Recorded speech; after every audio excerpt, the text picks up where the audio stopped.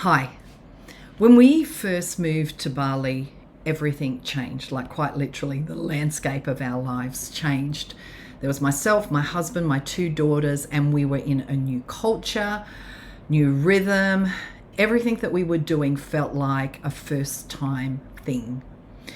Now, suddenly, my husband and I found that we were navigating life side by side. For 25 years, we had been married, and he was often working away, doing fly in, fly out work. And not only that, we were in a completely different cultural context than anything we had ever known. And so we're trying to navigate this together, a new thing for us. And I remember sitting on the edge of the bed in our villa in Bali one morning, just staring out the window going, oh my gosh, how am I going to do this? I had this huge knot in my chest. All of my normal routines were gone, my systems, my structure, my certainty. Remember, I talked about that in my last video. And there it was. The very this need for certainty that I'd built so much of my life around was suddenly unavailable to me. I couldn't plan anything, particularly in Indonesia. I couldn't control how it would go. It actually shook me. I didn't realize how deeply I relied on certainty to feel safe. So that season stretched us. That season stretched me. But it also served as an invitation to a deeper kind of leadership, self-leadership, one that didn't come from control, external control, but from clarity. Clarity about what was most important to me. Not from predictability, but from purpose. What is my eternal purpose, and how am I giving it expression in this season of my life? And it was in this season that I also created so much of the live aligned and lead aligned content that I'm now afforded the opportunity to really flesh out. And this is what today is all about. So, welcome back. My name is Tracy, and like I always say, I am one half of Coach Aligned, and I'm a recovering control freak. I want to welcome you to Coach Aligned. Really, this is a platform or a space where we facilitate coaching conversations that explore how to live aligned with your deepest desires and God's divine purpose within. And if you watch part 1, we explored the 4 needs of the personality and how they drive behavior, often without us even being aware. But today we're going to go deeper, and we're moving into the realm of purpose, passion, and alignment. We're talking about the needs of the spirit, the ones that move us from coping to creating, from reacting to leading, self-leadership, from feeling like life is just too full to fulfillment. So if you're tired of the cycles that keep pulling you back, that keep sabotaging your best efforts in life, and if you're ready to step into something that's more intentional, more aligned, then this is for you. So let's revisit the 6 core human needs and introduce the final 2. You can flick back to the last video and unpack the first 4. The final 2 are, firstly, growth, the deep desire to expand mentally, emotionally, spiritually, to grow. And then the 6th is contribution, the need to give beyond ourselves and to make a difference.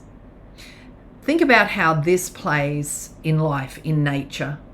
Anything that stops growing, like a plant, starts dying.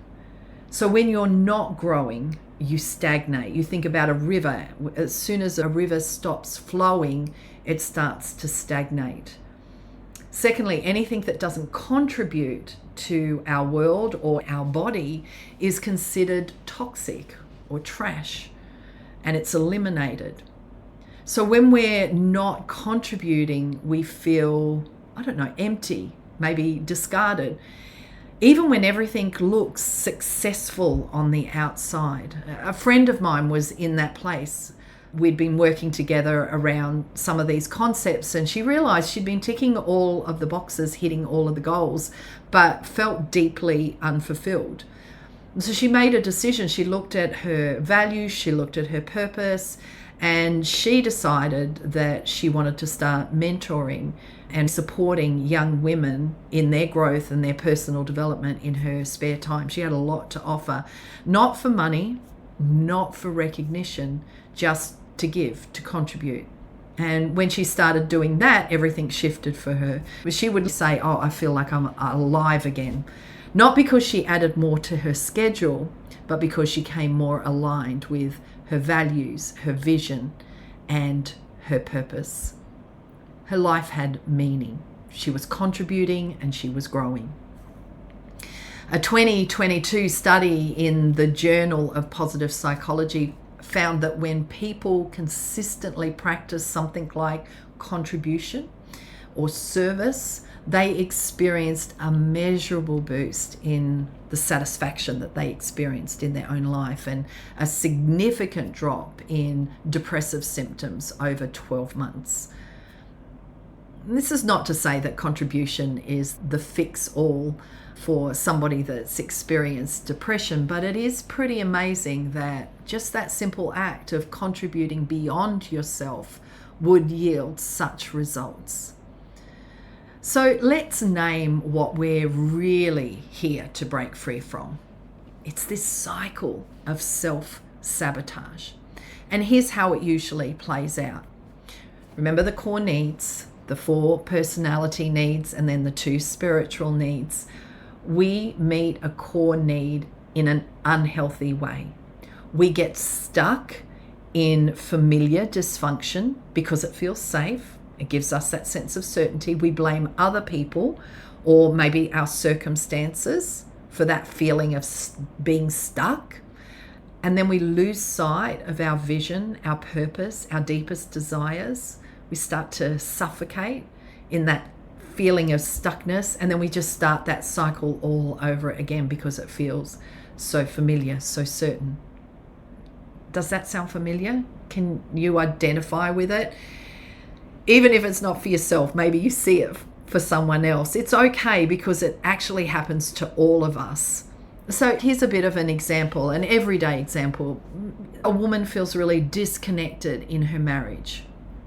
She stays up late watching Netflix and scrolling and feels even more and more distant from the man that she loves. And then she starts believing he doesn't even care. And this cycle just keeps going around and round, and she starts to spiral. Here's how the core needs start to come into play. So firstly, there's the primary need of connection. She's longing to feel emotionally close and bonded to a partner, and that's the core need driving the behavior, because that need is not being met through open communication or affection. So she subconsciously tries to fill the gap with emotional distraction through Netflix and scrolling, which feels safe but not truly satisfying. A secondary need that she's trying to meet here is this need for significance. Her belief that he just doesn't care anymore reveals an unmet desire to feel seen, to feel valued, to feel important and significant in the relationship. When that significance isn't affirmed, it contributes to the internal shutdown. And then her coping strategy is really around meeting that need for certainty. The nightly routine of zoning out offers her certainty, and it's predictable, numbing, and it doesn't require any vulnerability, which would give her that sense of variety, because she'd have to stretch outside of her comfort zone and put herself out there with the risk of perhaps feeling rejection. It creates this false sense of control over a situation, over her situation, because it does feel really emotionally risky to put yourself out there. But the good news is, once you can name the cycle and you see the cycle, you can start to shift it. It doesn't mean that it's not going to be any less scary, and I'll be talking about fear versus faith in my next video.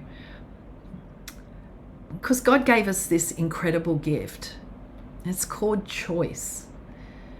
Choose life, he says, not just existence.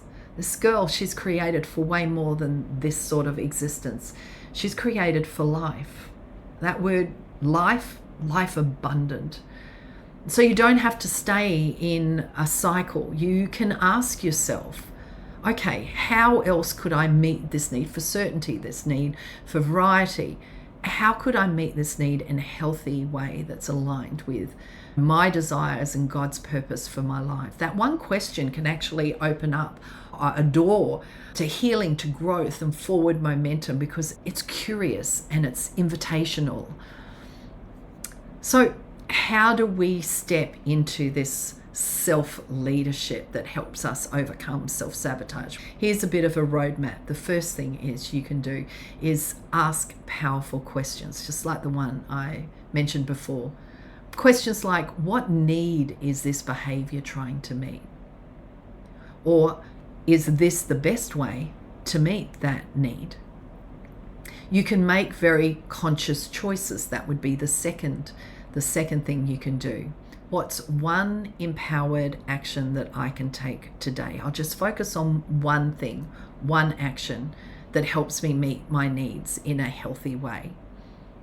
The third thing is take radical responsibility. This is my life. This is my growth. This is my opportunity. This is your life, your one wild life. So take responsibility for making decisions and actions that will bring about a different result. And then finally, always focus forward. Really resist the temptation to look behind you, to focus on the past, what he did or didn't do, what they did or didn't do, what you did or didn't do yesterday, but what vision of the future is pulling you forward? And are you moving towards it, or are you moving away from it? Remember, this isn't about perfection. It's about slow but consistent alignment with what's most important to you. When I moved to Bali, I was absolutely terrified. But you know what was even scarier? Staying in the same place, doing the same thing. That's what my crossroads moment was all about.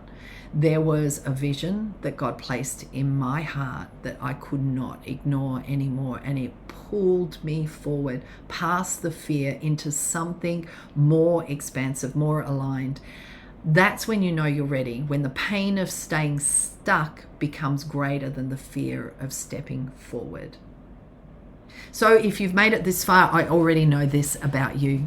You're done with surface level change, adding a new routine, event or task to your to-do list or your calendar. You want depth, you want alignment, you want freedom. So here's what's next. I would encourage you, download the Purpose Guide. It's free and it's designed to help you reflect, dream, and take action to define your eternal purpose.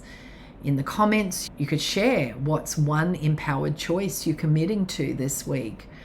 And if you haven't yet, subscribe. We're just getting started. More tools, truth, and grace-fulfilled soul work is coming. Our next series, Faith versus Fear, will explore how you can reframe fear as your friend. I hope that piques your curiosity. You're not here to shrink back, my friend. You're here to live fully alive to everything that is on the inside of you. So lead yourself well and watch how it changes everything around you. Till next time.